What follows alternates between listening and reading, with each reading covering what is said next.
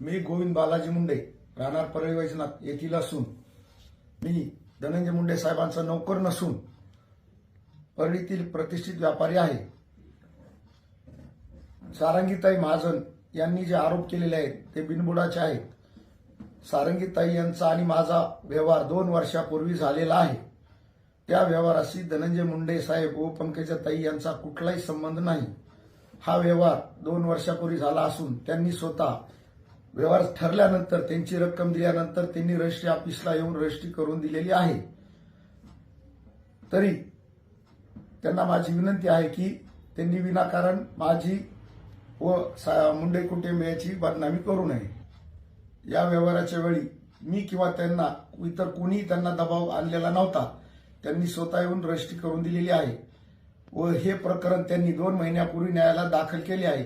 तर त्याला मी आव्हान दिलेले आहे, काय होईल ते आता कोर्टामध्ये होईल। तरी त्यांना माझी विनंती आहे की त्यांनी या प्रकरणाशी धनंजय मुंडे साहेब व पंकजाताई यांचा संबंध जोडू नये व माझी नाहक बदनामी करू नये।